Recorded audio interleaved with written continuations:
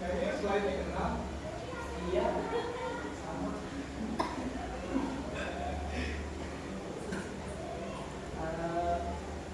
Langsung aja ya Bapak Ibu. Assalamualaikum warahmatullahi wabarakatuh. Waalaikumsalam. Selamat pagi Bapak Ibu sekalian. Mudah-mudahan kita selalu sehat. Ya, terima kasih saya ucapkan kepada Bapak Ibu yang sudah melonggarkan waktunya, yang sudah menyempatkan waktunya untuk saya dan Pak Hasim untuk mendengarkan, menyimak paparan dari kami tentang diseminasi budaya positif, ya, menyebarkan pemahaman budaya positif yang ada di sekolah. Apa saja sih budaya positif? Nanti kita lihat bersama. Lalu yang pertama adalah konsep utama. Jadi konsep utama dari budaya positif ini adalah apa aja sih yang ada di dalam budaya positif ini? Ada disiplin positif dan nilai-nilai kebijakan universal. Lalu ada teori motivasi, hukuman, dan penghargaan restitusi. Lalu ada keyakinan kelas. Lalu ada kebutuhan dasar manusia dan dunia berkualitas. Selanjutnya ada restitusi, 5 posisi kontrol guru. Lalu yang selanjutnya ada segitiga restitusi. Ya. Nah, ini adalah poin-poin yang nanti akan kita bahas satu-satu. Ya. Silakan dilanjut, Pak. Ya, yang pertama adalah budaya positif. Apa sih budaya positif? Di sini tertera bahwa budaya positif yang berpihak pada murid diyakini dapat melahirkan generasi penerus bangsa yang unggul dan berkarakter, profil pelajar Pancasila. Jadi pada akhirnya nanti adalah meng-highlight atau mengedepankan profil pelajar Pancasila.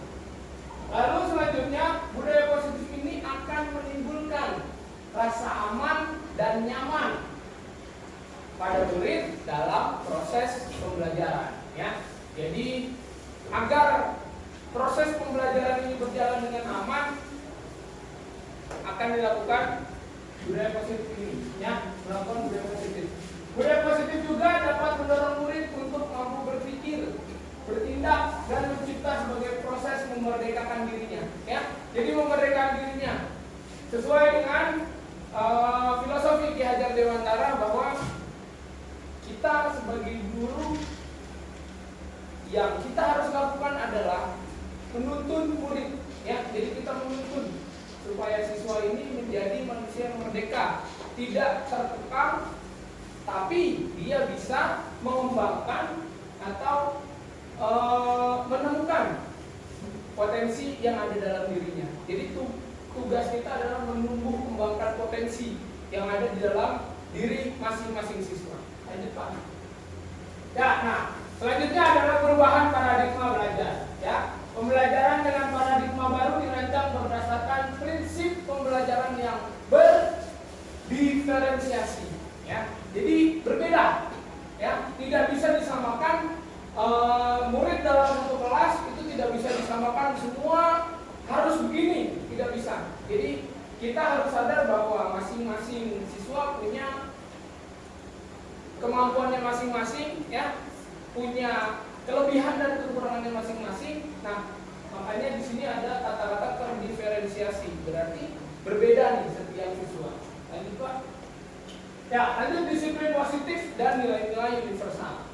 Ya, kata disiplin sering dihubungkan dengan hukuman, padahal tersebut berbeda, ya, berbeda. Disiplin berbeda dengan hukuman.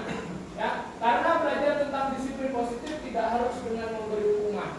Nanti kita bahas, ya, tentang hukuman dan lain-lain, nanti kita bahas setelah ini. Jadi disiplin adalah suatu suatu treatment atau intervensi dari kita untuk murid dengan selembut mungkin, ya, tidak dengan hukuman. Tadi tulisannya tidak dengan hukuman, selembut mungkin.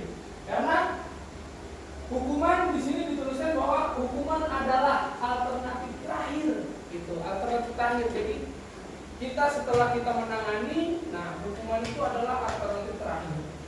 Lanjut Pak.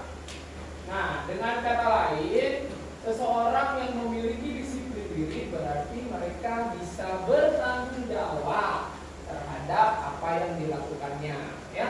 Jadi balik lagi ke kata-kata mandiri. Seorang yang mandiri, yang bisa disiplin berarti mereka bisa memanage atau mengatur dirinya sendiri, bertanggung jawab terhadap dirinya sendiri. Nah, sebagai pendidik nih, kita sebagai pendidik, tujuan kita adalah menciptakan murid-murid yang memiliki disiplin sehingga mereka bisa berperilaku dengan mengacu nilai kebijakan universal, gitu, dan memiliki motivasi intrinsik, bukan ekstrinsik. Ya, di sini ada motivasi intrinsik. Apa motivasi intrinsik? Motivasi yang berawal dari dalam dirinya sendiri. Lalu motivasi ekstrinsik apa? Motivasi yang dari luar. Jadi dia perlu penghargaan, dia perlu pengakuan. Nah, itu motivasi ekstrinsik. Lalu nilai-nilai kebajikan. Kebajikan berarti apa? Kebaikan, ya, kebaikan. Nilai-nilai kebajikan adalah sifat positif manusia yang merupakan tujuan mulia yang ingin dicapai oleh setiap individu. Ya, nilai tersebut bersifat universal. Universal itu apa? Besar. Ya, bersifat luas, ya, universal. Gitu. Lintas bahasa, suku, agama ataupun latar belakang. Jadi mencakup kesemuanya tanpa mengkotak-kotakan. Setiap perilaku atau perbuatan memiliki satu tujuan. Kata Dr. William Glasser pada teori kontrol tahun 1984. Ada juga dengan mengaitkan nilai kebajikan yang diyakini seseorang, maka motivasi intrinsiknya akan terbangun sehingga menggerakkan motivasi dari dalam untuk mencapai tujuan mulia yang diinginkan. Dari Jans Dosen 1998. Ya, jadi nilai-nilai kebajikan di sini dikaitkan dengan motivasi dirinya sendiri. Jadi nilai-nilai kebajikan itu dari dalam dirinya sendiri muncul tanpa intervensi dari luar. Nah, ini kalau dikaitkan dengan profil belajar Pancasila itu mengambil elemen yang mandiri. Karena kan ada elemen salah satunya mandiri. Nah, ini salah satunya. Ya, ada 6 profil belajar Pancasila. Karakternya ada beriman bertakwa kepada Tuhan, mandiri, bernalar kritis, berkebinekaan global, bergotong royong, dan kreatif. Nah, di sini fokus kita adalah bagaimana siswa bisa disiplin positif dari dalam dirinya sendiri, mandiri. Nah, ini beberapa disiplin positif, ya. Di situ ada 5S. Waktu kita memasuki lapangan, di situ Bapak Ibu guru menyapa, senyum, sapa, salam, sopan santun. Lalu ada contohnya ada sholat berjamaah, ya, membaca Quran bersama-sama. Lalu ada presentasi, piket, ya, itu merupakan salah satu budaya positif yang sudah berjalan di sekolah kita. Lanjut. Nah, motivasi perilaku manusia, ya. Kata Dian Gosen dalam bukunya Factoring School Discipline, ada 3 motivasi perilaku manusia. 1, motivasi eksternal dari luar, ya. Jadi ada 3, eksternal, internal, dan juga ini apa namanya? Ya, eksternal sama internal. Tujuan disiplin positif. Lanjut. Yang pertama adalah motivasi eksternal, ya. Motivasi eksternal itu contoh-contohnya, ya. Salah satu contohnya adalah untuk mendapatkan imbalan atau penghargaan dari orang lain, ya. Jadi ada iming-imingnya nih dari luar nih. Misal saya berbuat baik, misalkan Pak Safik nih, Pak Safik nanti kalau Pak Safik berbuat baik dapat es teh nih, es teh pejabat, gitu kan, 1 botol, gitu kan, gitu. Nah, itu contohnya. Jadi ada iming-iming dari luar nih. Selanjutnya, nah, yang internal nih, yang internal untuk menjadi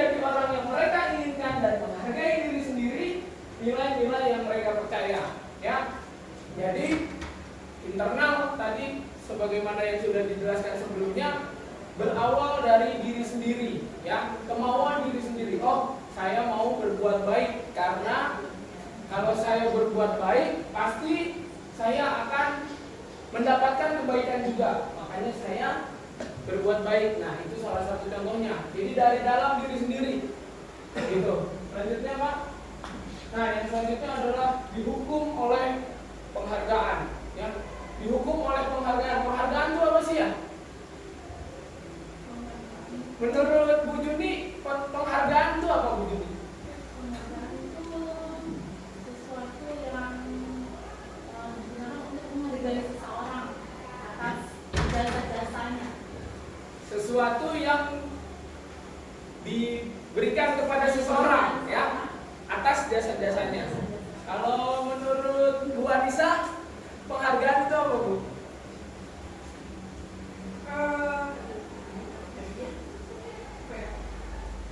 Biasa di penghargaan itu kita mengakui kalau oh kamu hebat, kamu baik, kamu oke. Oke, nah berarti di sini ada dua jenis ya penghargaan. Di sini ada dua jenis. Yang satu tadi Bu Juni memberikan sesuatu, berarti bisa berupa materi ya Bu Juni ya, penghargaan.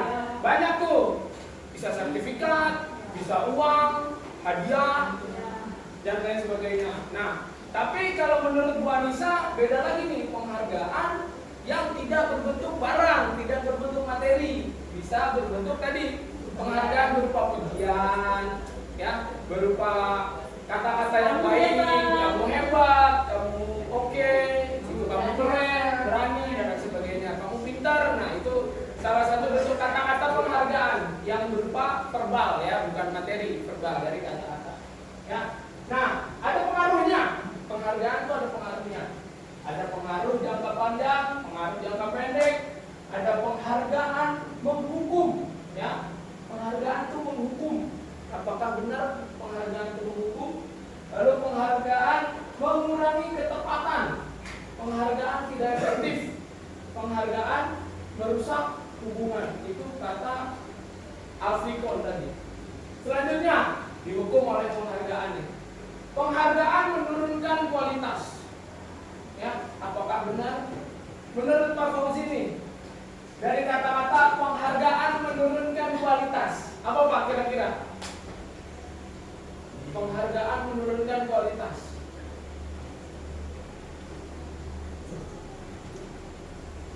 Mungkin Pak Fauzi pernah merasakan, saya pernah mendapatkan penghargaan, tapi ternyata dengan penghargaan tersebut saya menjadi puas, terlena, ya mungkin itu ya.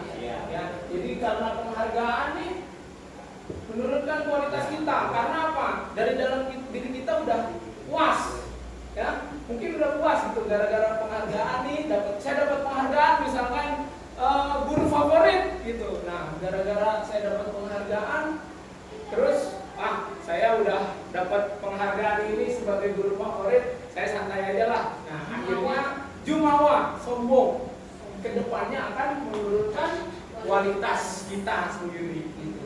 Selanjutnya, penghargaan mematikan kreativitas. Kira-kira apa nih Bu Mita maksudnya ini? Penghargaan menurunkan kualitas. Silakan Bu. Kreativitas. Maaf, kreativitas. Silakan Bu. Kira-kira apa Bu? Sama ya, sama seperti proporsi ya. Kira-kira berawal dari diri kita sendiri nih. Kita sombong, kita jumawa tadi kata Bu Rio, jadi kreativitas kita jadi berkurang karena merasa puas. Selanjutnya, penghargaan mengurangi motivasi intrinsik. Nah, ini kalau ini saya aja yang jawab, ya. Karena ini saya aja yang jawab. Ya. Jadi penghargaan mengurangi motivasi intrinsik. Tadi kan motivasi intrinsik dari dalam diri ya. Karena kita puas, balik lagi, karena kita puas, karena kita jumawa, karena kita sombong, dari dalam diri kita jadi tidak tertantang, gitu, tidak tertantang, sehingga motivasi kita udah selesai, gitu. Habis saya udah dapat ini, ya udah. Kalau saya udah dapat, ya udah saya nggak mau yang lebih lagi, gitu, nggak mau yang lebih lagi. Ini tadi. Nah, selanjutnya perbedaan hukuman dengan konsekuensi. Bisa dibaca? Hukuman salah satu contohnya adalah sesuatu yang menyakitkan harus terjadi. Itu merupakan sifat hukuman. Ini sifat hukuman ya. Sesuatu yang menyakitkan harus terjadi. Lalu konsekuensi apa? Sesuatu harus terjadi. Contoh yang lain, sifat yang lain adalah membuat anak sakit fisik maupun hati, ya, fisik maupun verbal biasanya tuh, ya, untuk jangka waktu yang lama. Efeknya ya, efeknya hukuman adalah membuat anak sakit fisik maupun hati untuk jangka yang panjang. Selanjutnya, kalau konsekuensi membuat anak merasa tidak nyaman dalam jangka waktu yang pendek. Itu hukuman dan konsekuensi berbeda. Hukuman sesuatu yang menyakitkan, kalau misalkan konsekuensi sesuatu yang harus terjadi, konsekuensi. Gitu. Selanjutnya Pak. Nah, ini ada beberapa contoh nih, contoh kasus, ya. Ini ada 1, 2, 3, 4, 5, 6, 7. Yang pertama mungkin Pak Fauzi, ini menurut Pak Fauzi nih, mencatat 100 kali di dalam buku kalimat, saya tidak akan terlambat lagi karena terlambat ke sekolah. Menurut Pak Fauzi, hukuman atau konsekuensi? Hukuman. 1, kita keep ya, hukuman. 2, Bu Mita, lari mengelilingi lapangan basket 2 kali karena terlambat hadir ke sekolah. Konsekuensi atau hukuman? Hukuman. Lanjut, dikip jawabannya masing-masing ya. Lanjut, murid diminta untuk push up 15 kali karena tidak menggunakan masker. Pak Safi, hukuman atau konsekuensi? Hukuman. Dikip, hukuman. Menggantikan kertas tugas teman yang telah dicoret-coret. Bu Rinul, silakan. Konsekuensi atau hukuman? Konsekuensi. Oke. Lalu, membersihkan tumpahan air di meja tulis karena tersenggol pada saat belajar. Pak Tommy, silakan. Konsekuensi ya. Oke, siap. Terus selanjutnya, murid disuruh untuk tidak mengenakan sepatu seharian di sekolah karena tidak mengenakan sepatu hitam. Bu Rio, hukuman atau konsekuensi? Hukuman. Lanjut, lari mengelilingi lapangan basket 2 kali karena terlambat 10 menit untuk pelajaran PJOK. Bu Alisa, hukuman atau konsekuensi? Hukuman. Oke ya, kita keep jawabannya, kita lihat jawabannya. Silakan Pak. Jawaban yang paling benar? Saya. Oke ya, ada beberapa jawaban yang benar. Nah, ini adalah jawabannya. Jadi mencatat 100 kali itu adalah hukuman. Kenapa? Karena tidak ada hubungannya dengan kesalahan. Ya, untuk memperbaiki. Itu menurut Pak Fauzi. Lanjut, lari mengelilingi lapangan basket 2 kali karena terlambat hadir. Itu adalah hukuman. Karena tadi ada sifat yang pertama adalah membuat anak sakit fisik ataupun sakit hati, ya. Nah, kalau misalkan dia nulis 100 kali, saya tidak terlambat, kan capek ya, pasti capek. Nah, di situ ada efeknya. Nah, kita lihat yang konsekuensi. Menggantikan kertas tugas teman yang telah dicoret-coret. Kenapa jadi konsekuensi? Karena dia bertanggung jawab. Karena dia bertanggung jawab. Jadi sesuatu yang harus terjadi. Kalau kamu merusakin barang orang, ya kamu harus ganti. Nah, itu konsekuensi ya. Jadi mudah-mudahan sudah bisa paham ya Bapak Ibu ya bagaimana hukuman dan konsekuensi. Lanjut Pak. Nah, ini restitusi. Kita lanjut lagi ke restitusi. Proses menciptakan kondisi bagi murid untuk memperbaiki kesalahan mereka sehingga mereka bisa kembali pada kelompok mereka dengan karakter yang lebih kuat. Jadi menciptakan kondisi, rekondisi nih. Anak sudah berbuat salah, ya kita restitusi, gitu ya. Kita ciptakan kondisi anak yang bisa merubah kesalahan menjadi sebuah perilaku yang benar, perilaku yang disiplin, positif, ya. Ini namanya restitusi, ya. Jadi untuk gunanya restitusi itu untuk apa? Untuk mencari solusi, ya. Karena yang bermasalah pasti membutuhkan solusi untuk melaksanakan pembenaran di kesalahannya tersebut. Nah, ini gunanya restitusi. Silakan Bu Aas, silakan ke tempatnya, silakan duduk, cari aja yang kosong. Ya, kalau dari kosong duduk di bawah. Ya, silakan.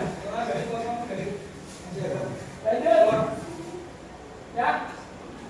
Nah, ini ada ciri-ciri restitusi. Apakah kita sudah merestitusi anak yang perlu solusi dari kita? Nah, ini ciri-cirinya. Jadi restitusi itu bukan untuk menembus kesalahan, namun untuk belajar dari kesalahan. Misal Pak Safik ini berbuat salah, ya, gara-gara berbuat salah, lupa saya mau nebus kesalahan saya deh. Gimana caranya? Nggak begitu. Tapi bagaimana Pak Safik yang berbuat salah bisa mendapatkan solusi dari apa yang sedang Pak Safik alami. Lalu memperbaiki hubungan yang tadinya musuhan, kita restitusi, baikkan lagi. Terus tawaran, bukan paksaan ya, bukan paksaan. Gitu, begitu orang dapat kesalahan nih, kamu harus berubah, kamu harus nggak begitu lagi, yang bukan gitu. Ya, jadi tanpa paksaan, kita bagaimana mencari solusi dengan tanpa paksaan. Kalau bisa nih, kalau bisa, yang berbuat kesalahan, yang mengungkapkan apa yang harus saya lakukan untuk memperbaiki, ya, untuk menemukan solusi dari masalah saya. Restitusi menuntun untuk melihat ke dalam diri, ya, balik lagi, introspeksi diri yang membuat kesalahan. Lanjut, restitusi adalah cara yang paling baik. Restitusi fokus pada karakter, bukan tindakan, ya, karakter. Jadi dalam dirinya nih, kita tumbuhkan lagi karakternya nih, supaya dia bisa introspeksi diri. Salah saya apa sih kira-kira? Oh, saya salahnya di sini nih. Nah, dengan dia menemukan salah saya apa, dengan dia sadar bahwa oh saya salah, saya berantem misalkan. Nah, itu sudah menemukan karakter yang baik dari dalam diri kita sendiri. Lanjut, restitusi fokus pada solusi. Nah, ini yang sering terjadi ya, mungkin ya. Jika anak ada masalah, pasti kenapa kamu begini? Ya, kamu menjudge gitu anak. Kamu nggak boleh begitu, kamu nggak boleh begini dan lain sebagainya. Tapi tidak ada solusi yang dilakukan atau yang diberikan dari guru yang menangani untuk siswa tersebut. Jadi restitusi itu adalah fokusnya pada solusi, bukan fokus pada masalahnya apa, tapi nanti fokusnya pada solusi. Lanjut, restitusi mengembalikan murid yang berbuat salah pada kelompoknya. Setelah direstitusi, setelah kita lakukan tindakan, setelah kita berikan penanganan, ketemu solusinya, nah baru kita kembalikan lagi. Silakan, kamu sudah tadi menemukan solusi, kamu balik ke kelompok kamu, balik ke teman-teman kamu dengan yang lebih baik, dengan sifat yang lebih baik. Lanjut. Nah, keyakinan kelas. Keyakinan kelas, mengapa tidak peraturan kelas saja? Ya, keyakinan dan peraturan berbeda. Ya, keyakinan dan peraturan berbeda. Ini ada hubungannya dengan apa? Motivasi intrinsik dan motivasi ekstrinsik yang tadi. Ya, kalau keyakinan dari dalam diri, dari kesepakatan. Kalau peraturan ditentukan oleh pihak ketiga. Ditentukan oleh, misalkan kalau di sini ditentukan oleh sekolah, kepala sekolah atau wakil bidang kesiswaan atau guru BK. Nah, itu peraturan. Mengapa kita memiliki peraturan tentang penggunaan helm pada saat mengendarai kendaraan bermotor? Kemungkinan jawabannya adalah keselamatan. Ya. Yang kedua, ini contoh. Mengapa kita memiliki peraturan tentang penggunaan masker setiap saat? Kemungkinan jawabannya adalah untuk kesehatan. Jadi di sini nilai keselamatan dan kesehatan inilah yang kita disebut sebagai keyakinan. Oh, kita yakin nih kalau kita pakai helm kita akan selamat. Kita yakin kalau misalkan kita pakai masker kita akan sehat. Ya. Dan itu bersifat universal, umum, disepakati secara tersirat dan tersurat lepas dari latar belakang bangsa, negara, bahasa maupun agama. Lanjut, Pak. Nah, ini contoh-contohnya.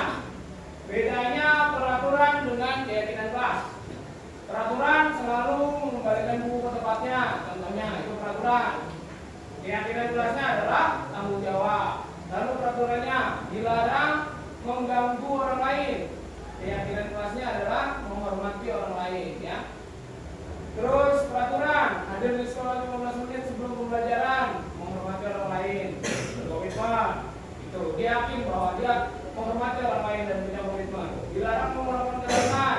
Jadi peraturan itu adalah kata-kata yang tidak baik, ya. Dalam arti ini dilarang, jangan, itu kata-kata yang ini apa namanya yang memaksa seseorang. Itu cirinya peraturan itu, ya. Memaksa itu kan dilarang, berarti mau nggak mau kan kamu harus nggak boleh, dilarang. Nah, keyakinan kelasnya tadi misal contoh dilarang mengganggu orang lain.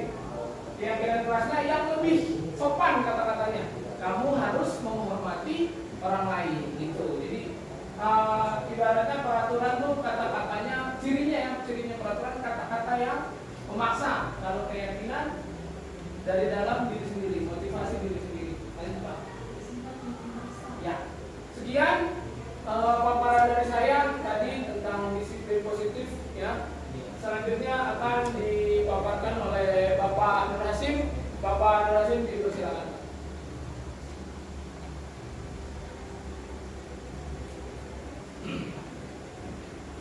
Baik, Bapak Ibu, saya ingin melanjutkan paparan yang ketiga tentang 5 kebutuhan dasar manusia. Di sini ada 5 kebutuhan dasar manusia. Yang pertama adalah kebutuhan bertahan hidup. Contohnya makan, pakaian, tempat tinggal, keamanan dan kesehatan. Yang kedua adalah kebutuhan kasih sayang, rasa diterima, berbagi, dipedulikan, kerjasama, dan menjadi bagian dari kelompok. Yang ketiga adalah kebutuhan kekuasaan, yaitu tentang harga diri. Yang kedua, keinginan untuk didengar, memimpin, berprestasi, dan diakui. Nah, yang berikutnya adalah kebebasan, yaitu mandiri, memiliki pilihan, mencoba hal baru, mengandalkan kemampuannya. Yang terakhir yaitu kesenangan, bermain, tertawa, antusias, dan semangat. Nah, di sini kita akan coba membedah. Bimo, seorang anak TKB, selalu berlari keluar kelas menuju jalan raya di depan sekolahnya yang ramai dengan kendaraan. Tingkahnya membuat guru, Bu Ani, bingung dan sering kali lari mengejarnya. Ada beberapa kemungkinan jawaban yang diberikan Bimo. Identifikasi kebutuhan yang ingin dipenuhi Bimo. Jika respon Bimo seperti itu, di kolom sebelah kiri, aku senang main kejar-kejaran dengan ibu guru, seru. Nah, ini menurut Bu Rinun, ini merupakan kebutuhan dasar yang mana? Kesenangan. Oke, kenapa kesenangan? Seru ya. Oke, baik. Lanjut Pak Teguh. Nah, ini ada lagi dunia berkualitas. Dunia berkualitas adalah tempat khusus dalam pikiran Anda. Tempat Anda menyimpan gambaran representasi dari semua yang Anda inginkan. Bisa berisi orang-orang, hal-hal, dan apa saja yang terbaik dalam hidup Anda, membuat Anda merasa bahagia dan terpenuhi kebutuhan dasar Anda. Dari Dr. William Glasser menyebut seperti semacam foto album. Artinya sesuatu yang pernah kita alami, sesuatu yang pernah kita rasakan, itu biasanya akan mendapat tempat khusus, ya, tempat spesial. Jadi diibaratkan seperti album. Kalau misal Pak Fauzi pernah punya kenangan foto-foto yang memang mempunyai kesan, pasti Pak Fauzi akan menyimpan di tempat-tempat yang memang dianggap sebagai spesial gitu. Nah, untuk hal kayak gini nih, saya sedikit punya gambaran. Ini hampir sama dengan permainan. Coba Bapak Ibu buka tangan. Ya. Bayangkan di tangan Bapak Ibu itu ada benda yang berharga. Ya, ada benda yang sangat berharga. Lalu kepala tangan Bapak Ibu. Oke. Kira-kira apa yang akan Bapak Ibu lakukan dengan benda yang menurut Bapak Ibu yakin? Apakah akan mudah Bapak Ibu membuka, akhirnya benda tersebut akan hilang, atau bagaimana? Bu Muni? Tadi dipegang erat, kenapa? Berharga. Bu Anissa? Saya simpan. Iya, disimpan Pak Mustamin. Betul, saya jaga dengan semaki oleh raga.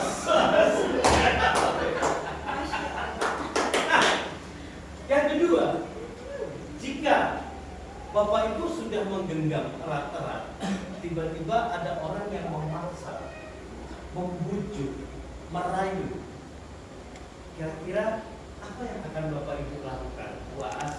Tidak akan saya berikan. Tidak akan saya berikan. Bu Sophia?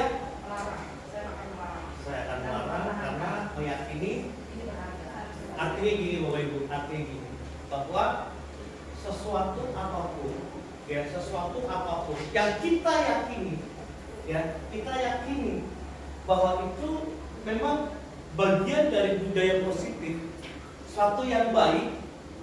Mau orang ngerayu kek, mau orang mengancam, mau orang membujuk, kita akan tetap mempertahankan. Artinya bahwa semua kontrol itu sebetulnya ada di diri siapa Bapak Ibu? Di diri kita sendiri. Ini yang Bapak Ibu harus pahami.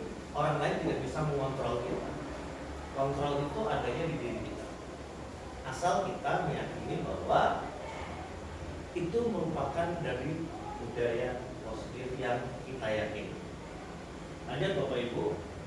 Yang kedua, murid kita juga mempunyai gambaran dunia berkualitas mereka. Bila guru membangun interaksi yang memberdayakan dan memperdekakan murid, maka murid akan meletakkan dirinya sebagai individu yang positif dalam dunia berkualitas karena mereka menghargai nilai-nilai kebajikan. Artinya gini, pada saat murid sudah mengerti bahwa menghormati orang, menghargai waktu, itu nanti dengan sendirinya murid akan bisa menempatkan posisi dia di situasi apapun tanpa ada tekanan di situ, dan itu muncul dengan sendirinya karena murid sudah sadar karena terbangun dari motivasi intrinsik tadi. Lanjut. Nah, sebelum saya menjelaskan Bapak Ibu, di sini ada restitusi 5 posisi kontrol. Nah, saya pengen tanya nih Bapak Ibu nih, kira-kira nih kita ada di posisi mana Bu Rinur? Bu Rinur ada di posisi mana untuk saat ini? Dari mulai Bu Rinur menjadi guru sampai saat ini, kira-kira Bu Rinur ada di posisi mana? Teman. Oke. Bu Murni antara manajer sama pemantau. Bu Sofi Saya teman dan manajer. teman dan manajer. Beliau Saya teman dan manajer. teman dan manajer. Bu Mita Saya teman dan bukan teman tapi mesra ya. Teman dan manajer, Pak. manajer. Bu Fauzi Teman Pak. teman. Bu As Teman dan manajer. teman dan manajer. Nah, ini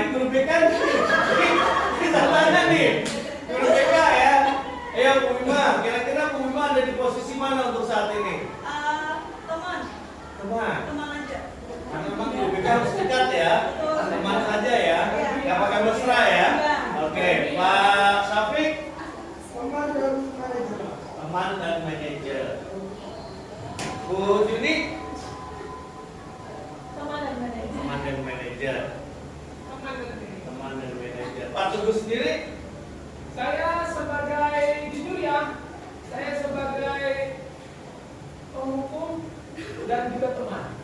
ya, saya pun juga kalau melihat ini Bapak Ibu, saya jujur, saya masih kadang memposisikan diri saya sebagai penghukum yang sifatnya lebih ke aturan. Nah, ini kadang kalau setelah kita mengetahui ini, akhirnya Bapak Ibu, dari lima teori kontrol ini, bukannya tidak bagus, 5 teori kontrol ini bukannya tidak bagus, ya. Ini bisa kita terapkan sesuai dengan situasi dan kondisi. Tetapi kalau disuruh kita milih, yang paling bagus adalah tentang posisi teori kontrol di manajer. Ini untuk posisi guru. Nah, apa itu penghukum, apa itu teman, apa itu pembuat rasa bersalah, pemantau atau manajer, aja Pak Teguh. Nah,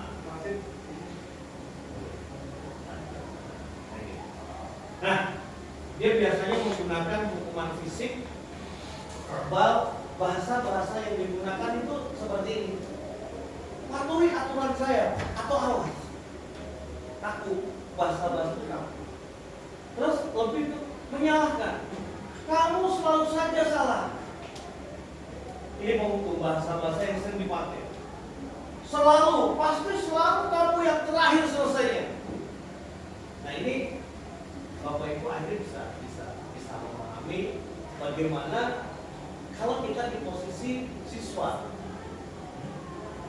Nah ini bisa membuat kita belajar sebisa mungkin kita hindari, karena bahasa-bahasa yang keluar itu menyakitkan buat siswa dan membuat mungkin kalau untuk siswa ini bisa mengalami trauma ya, bahkan akhirnya masa bodoh gitu, karena udah dicap gitu.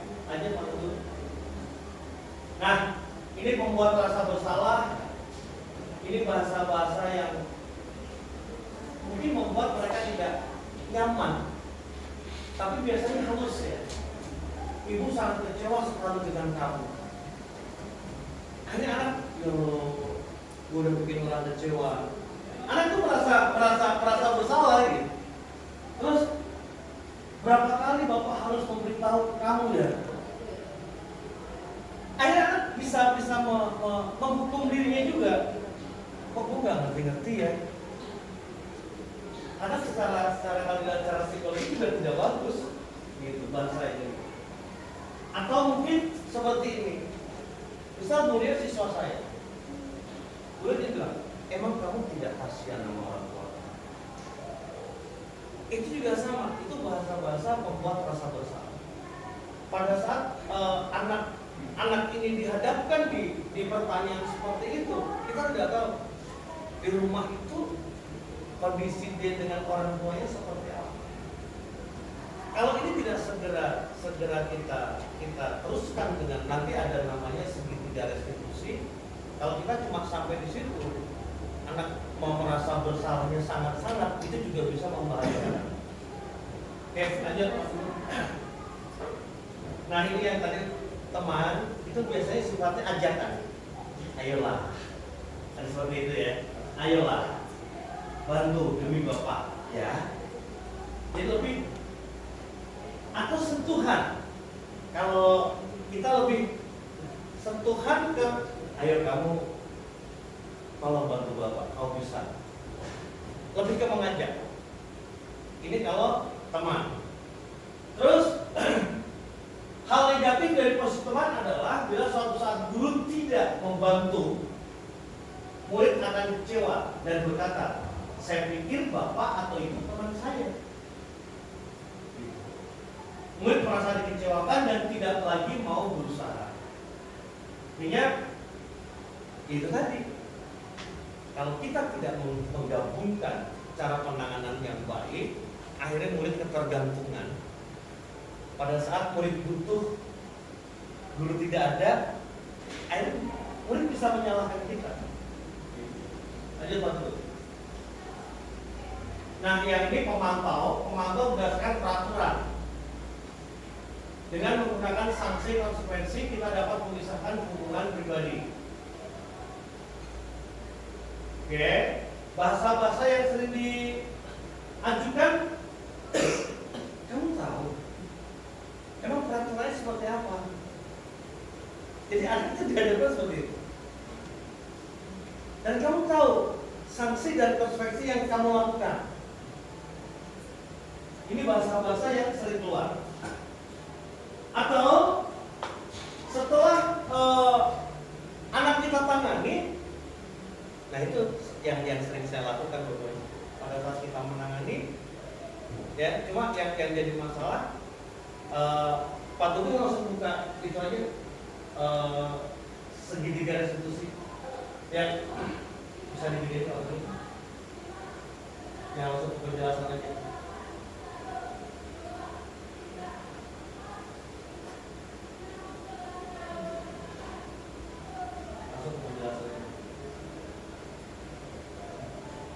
Biar lebih cepat, lanjut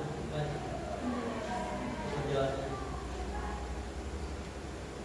Oke, jadi gini Bapak Ibu, ini segitiga restitusi itu kan ada 3 ya. Jadi kita sepakat kita memposisikan diri kita sebagai manajer ya.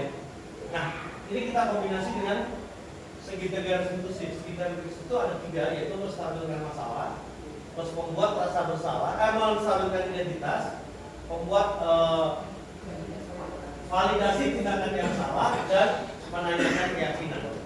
Nah, menstabilkan identitas tuh biasanya begini. Pada saat anak yang masuk, ini bahasa-bahasa yang sering dipakai buat dia. Kalau saya sering pakai kalimat 1, 2, dan 4. Itu saya sering pakai bahasanya. Jadi untuk membuat anak itu pada saat masuk itu, jadi dia nggak merasa dipojokkan, tapi kita masih menghargai dia bahwa emang manusia itu semuanya pernah melakukan kesalahan. Jadi sedikit mendapat ketenangan. Nah itu pengertian dari menstabilkan identitas. Ini bahasa-bahasa seperti itu. Berbuat salah itu tidak apa-apa, tapi harus ada penguatnya Bapak Ibu. Jangan ditinggal. Kan begitu berbuat salah itu tidak apa-apa, ya. Ngerti ya nak? Nah, besok anak akan berbuat salah lagi. Kalau tidak ada penguatan, ini bahayanya ya. Terus tidak ada manusia yang sempurna. Di situ diberikan penguatan lagi. Lanjut, Pak Teguh. Yang kedua, validasi tindakan yang salah. Yang sering saya pakai itu bahasa kalimat nomor 2. Yang sering saya pakai. Saya yakin kamu pasti punya alasan kenapa kamu melakukan perbuatan ini. Ini kalimat ini yang sering saya pakai. Bapak Ibu bebas mengemas bahasa-bahasa, tapi ini model-model bahasa yang sering digunakan. Masalah Bapak Ibu nanti mau menggunakan bahasa yang lain, intinya sama, monggo bebas. Ya, kalau saya lebih memakai yang bahasa kedua. Lanjut Pak Teguh. Ya. Nah ini menanyakan keyakinan. Jadi sebaiknya Bapak Ibu tiap-tiap guru mapel atau wali kelas itu membuat keyakinan kelas. Jadi caranya bagaimana? Nanti Bapak Ibu sebelum mengajar, usahakan kita bawa kertas plano, tempel aja di kelas, tempel dulu. Tapi dikasih tahu sama anak-anak biar mapel ini pelajaran ini kita lebih kondusif. Bagaimana kalau kita membuat keyakinan kelas? Dan itu nanti yang memberikan pendapat anak. Biarkan anak yang mengeluarkan pendapat. Misal Bu Aas murid saya, misal saya bilang, mohon maaf saya panggil nama ya, Aas, saya bilang gitu ya. Oke, ini saya anggap murid saya semua gitu ya. Iya Pak. Baik anak-anak, kita assalamualaikum warahmatullahi wabarakatuh. Anak-anak, sebaiknya kita membuat keyakinan kelas agar pembelajaran kita ini lebih menyenangkan, lebih kondusif, dan tidak ada kendala-kendala dalam proses pembelajaran. Nah, menurut Aas misal, kira-kira kesepakatan atau keyakinan kelas apa yang akan kita buat. Menjaga kebersihan. Nah, pada saat ada siswa membuat menjaga kebersihan, itu langsung kita tulis di kertas planunya, menjaga kebersihan. 5. Saling menghargai. Itu kita tulis lagi, saling menghargai. Apapun nanti yang menjadi kesepakatan kelas ditulis lalu ditempelkan di kelas itu. Dan dengan penguatan anak, kita sudah membuat keyakinan kelas. Berarti kita sepakat ya menjalankan ini semua. Nah, pada saat anak ada yang melanggar, tangani gini. Kira-kira nih, nah, dengan kejadian hari ini, keyakinan kelas atau keyakinan sekolah mana yang sudah kamu langgar? Nih, yang itu. Anak kan bisa menjawab, oh, saya tidak menghormati orang lain, Pak. Setelah kamu tahu bahwa kamu hari ini tidak menghormati orang lain, kira-kira kamu punya rencana apa ke depan untuk memperbaiki kejadian hari ini? Jadi penanganan segitiga itu seperti itu. Jadi biarkan anak yang menjawab. Jadi tidak boleh ada bahasa Anissa kamu harus begini, Juni kamu harus begini, tidak. Tapi bagaimana kita membuka pola pikir anak, mindset anak, nalar anak, supaya anak pada saat mau mengalami masalah, anak ini mengerti bagaimana cara mencari jalan keluarnya sendiri. Karena bukan apa-apa Bapak Ibu, banyak sekali anak-anak itu ngejalanin suatu tindakan itu atas mau orang tua, ngejalanin tindakan atas mau kehendak guru, gitu. Tapi kalau misal anak cari solusi sendiri, itu lebih nyambung, karena itu yang dimaui anak. Tinggal kita arahin aja, ngejaga. Sudah? Nah, ini contoh guru kita ini juga Bu Juni juga sudah melakukan penerapan. Terus ada lagi, nah ini juga sudah tentu. Artinya kita berperan sebagai manajer dapat menyelesaikan masalah dengan penerapan segitiga restitusi, ya. Metode penyelesaian masalah dengan proses dialog yang dilakukan guru kepada murid, di mana murid sendiri yang menemukan solusinya, ya. Baik Bapak Ibu, mungkin ada yang Bapak Ibu ingin tanyakan atau mungkin ingin berbagi, monggo silakan.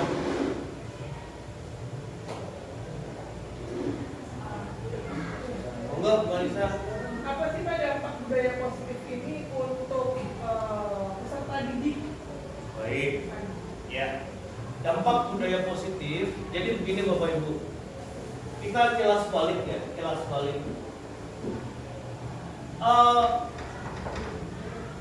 Menurut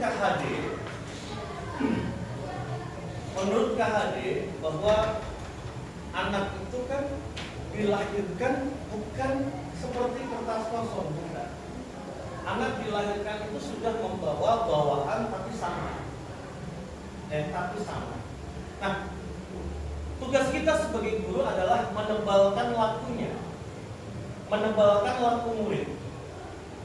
Nah, pada saat siswa melakukan perbuatan disiplin positif, ya, dia sudah meyakini, maka itu akan menjadi dampaknya murid itu akan lebih satu bisa mandiri, bisa menghargai dirinya sendiri, bahkan mungkin menjadi ciri khas, ya, menjadi karakter, ya, ciri khas. Yang nantinya kalau misal ini murid saya Fauzi gitu, pada saat Fauzi terkenal anak yang disiplin, menghargai waktu, orang akan langsung bilang gini, kamu kenal Fauzi nggak? Oh, Fauzi yang orangnya disiplin waktu itu ya. Itu akan menjadi ciri khas. Itu dampaknya sama seperti itu. Dan orang akan lebih menghargai. Jadi mendapat penghargaan yang lebih. Tapi penghargaan bukan penghargaan berupa hadiah. Artinya memang benar-benar pure menghargai dengan natural. Oke, ada lagi. Bagaimana cara menghadapi siswa yang sering absen, sering tidak masuk kelas, atau hadir di sekolah, padahal waktu kelas 7 ini dia sudah membuat konsekuensi bagaimana nanti di kelas 8 dia tidak akan mengulangi lagi. Namun di kelas 8 dia mau mengulangi kesalahan atau konsekuensi yang dia buat sendiri. Ya, bagaimana cara menghadapi siswa yang seperti ini? Mau menangani, mau berbagi, biar berbagi ya Bapak Ibu ya. Kalau saya semuanya patutnya nggak kebahagiaan. Silakan Pak Tegun. Ya, terima kasih Bu Sofi atas pertanyaannya. Tadi pertanyaannya adalah bagaimana cara menghadapi siswa yang sering tidak masuk sekolah. Nah, padahal dia sudah membuat konsekuensi di kelas 7. Nah, berarti ini kejadiannya di kelas 8. Oke, ya. Balik lagi. Berarti ada kesalahan, ya. Berarti ada perlu penanganan dari siswa tersebut. Yang kita pakai adalah tadi yang segitiga restitusi tadi. Itu yang kita pakai pertama. Bagaimana kan cara menanganinya? Berarti pertama, kita harus memvalidasi dulu. Kita panggil. Nah, kita ajak ngobrol, gitu kan? Kita tanyakan, kenapa? Tadi kan sudah dijelaskan bahwa setiap apa yang kita perbuat pasti ada alasannya. Ya, pasti ada alasannya. Nah, siswa tersebut pasti punya alasan kenapa dia nggak masuk. Dan alasan itu kemungkinan berbeda dengan waktu dia waktu kelas 7. Berarti kan solusinya akan berbeda lagi.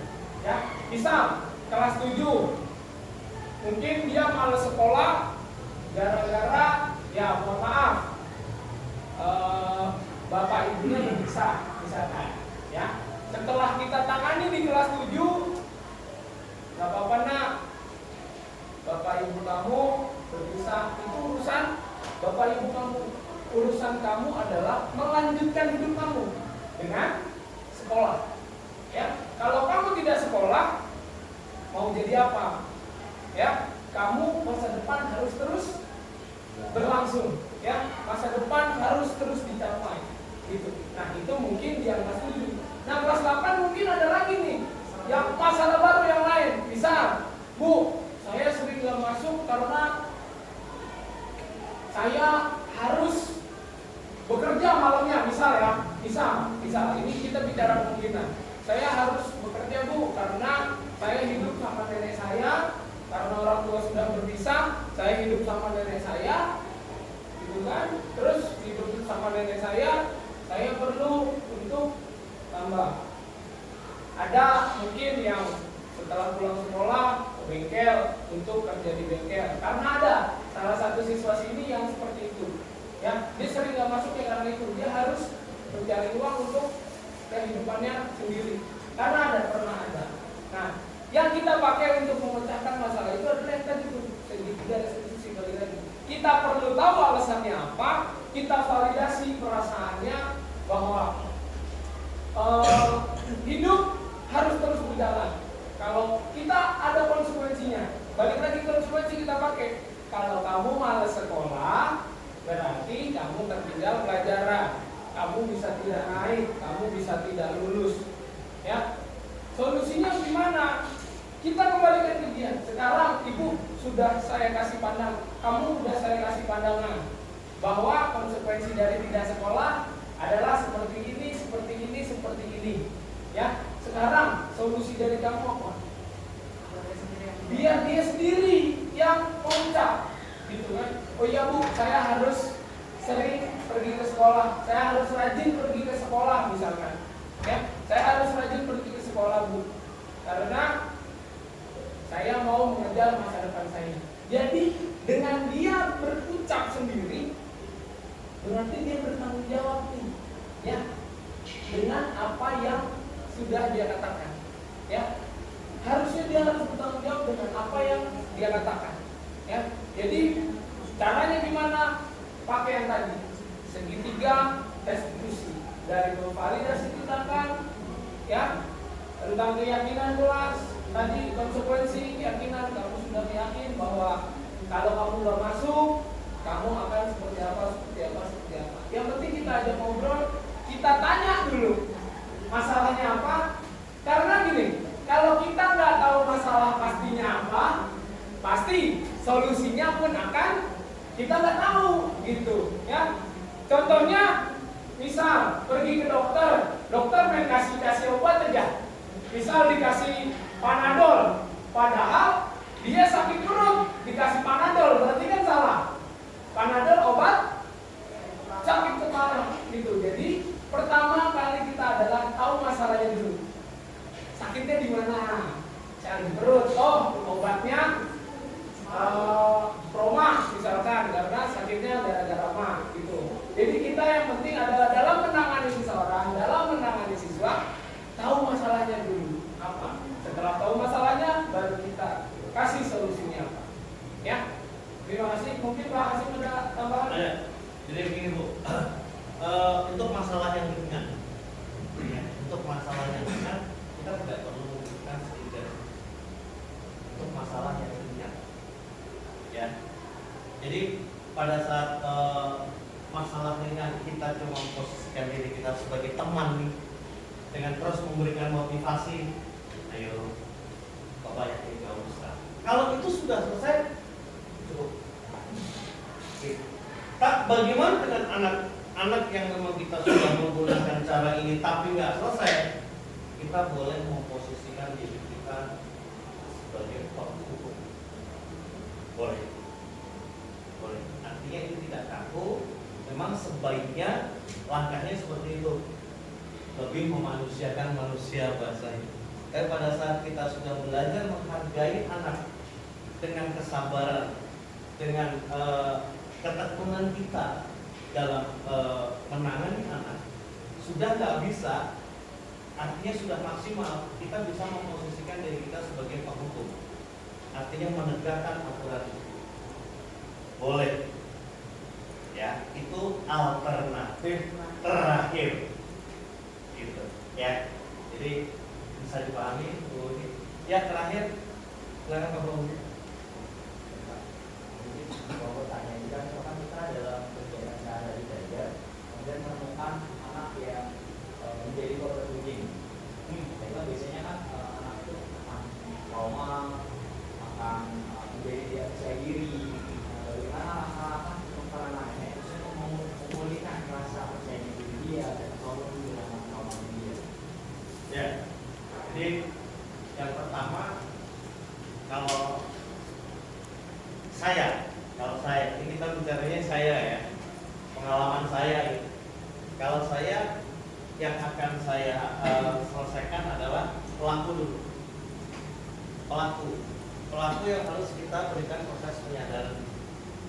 Proses penyadaran sampai bagaimana sanksi seorang pelaku bullying. Kita buka mindset dia tentang sanksi itu. Setelah sanksi, kita buka bagaimana resiko dari korban bullying.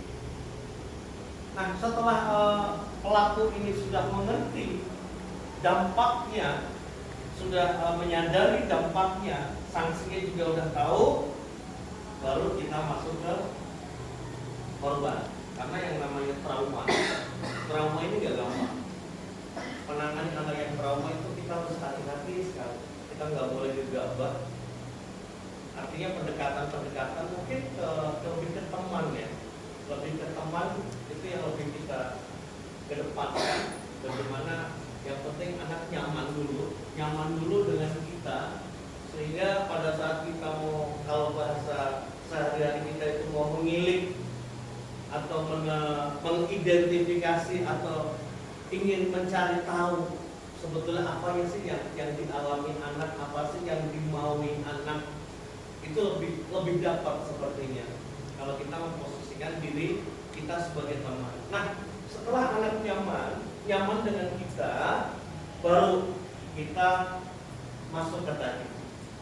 Pertanyaan-pertanyaan itu bisa kita ajukan menggunakan langkah segitiga reduksi. Yang penting anak nyaman dulu, anak sudah kita kasih penguatan,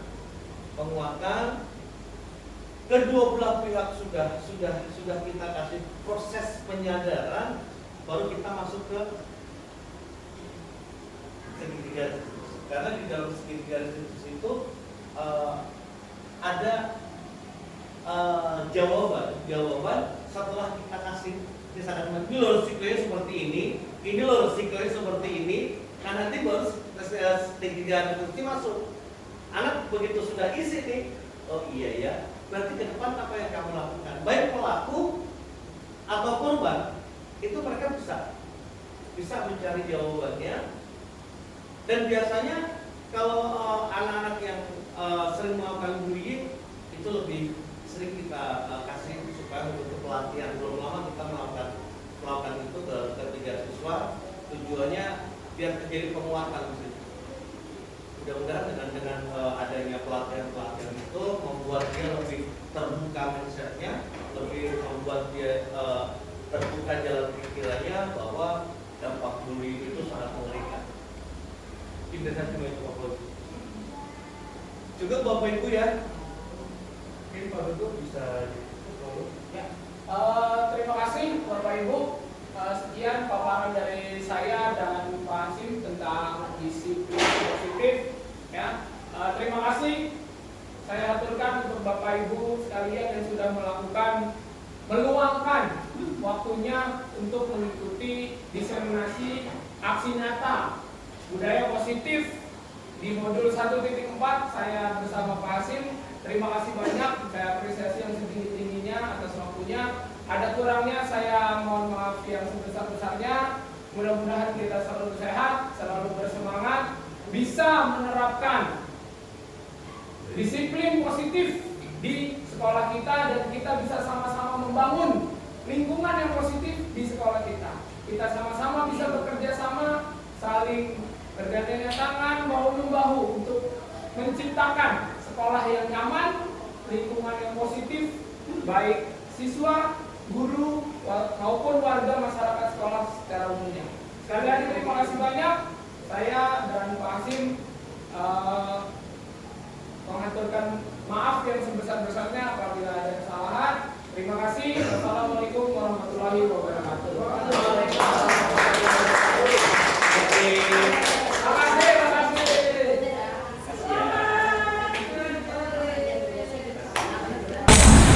Terutama di anak untuk kelas 9. Assalamualaikum. Waalaikumsalam. Masuk Dinda.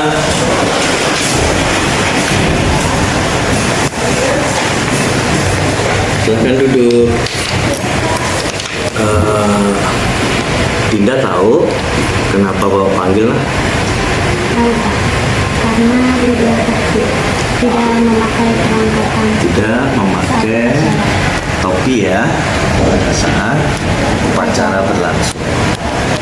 Nah, saya yakin Dinda pasti punya alasan kenapa tidak memakai topi. Mungkin Bapak boleh tahu ya? karena topinya ketinggalan di rumah. Nah, dari kejadian ini nih, menurut Dinda, keyakinan kelas mana yang Dinda langgar? Tidak tertib. Tidak tertib. Nah, apa yang akan Dinda lakukan dengan kejadian hari ini sehingga terjadi perbaikan di kedepannya? Saya tidak akan mengulangi lagi dan akan lebih tertib. Minimal mempersiapkan segala perlengkapan yang akan dipakai hari esok ya. Jadi harapan Bapak dengan kejadian ini menjadi pembelajaran buat Dinda supaya ke depan Dinda itu lebih tertib, sehingga Dinda tidak ya lebih menghargai diri Dinda. Ya, makasih Dinda ya, tetap semangat ya. Makasih juga ya Pak. Ya, ayo kembali ke kelas. Makasih ya Pak. Ya.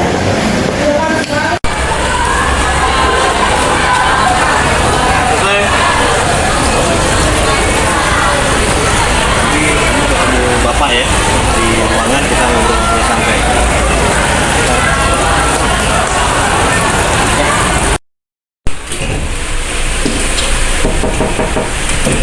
Assalamualaikum Mbak. Waalaikumsalam. Masuk Fuad, silakan duduk. Begini Fuad tahu kenapa Fuad bawa panggil? Menurut Fuad kenapa? Karena telat masuk pelajaran Pak. Oke, karena Fuad telat ya. Tapi bawa positive thinking ke Fuad, pasti Fuad punya alasan. Kenapa Fuad sampai terlambat masuk pelajaran Bapak? Jadi saya mampir ke kantin buat minum. Oh, mampir dulu ke kantin. Harusnya besok-besok nih Fuad izin dulu. Karena memang kan kita sudah sepakat nih, bahwa di dalam keyakinan kelas kita harus tepat waktu, ya. Setelah Fuad tahu nih kejadian ini, kira-kira keyakinan kelas apa yang Fuad langgar? Tepat waktu Pak. Sebelum. Oke, Fuad tidak tepat waktu ya. Nah, setelah Fuad tahu kejadian ini, kira-kira ke depan untuk perbaikan Fuad untuk hal tepat waktu yang nantinya membentuk karakter disiplin, kira-kira apa yang akan Fuad lakukan? Nggak bakal melanggar pelajaran sebelumnya dan bisa tepat waktu Pak. Oke, jadi Fuad tahu ya, Fuad sekarang sudah mengerti solusi yang harus Fuad lakukan. Mudah-mudahan ke depan berharap Bapak dan Fuad, yuk kita sama-sama jalani keyakinan kelas supaya karakter disiplin yang kita sepakati bisa berjalan dengan baik. Terima kasih Fuad ya, tetap semangat ya. Ya, terima kasih Fuad ya. Baik Pak. Waalaikumsalam.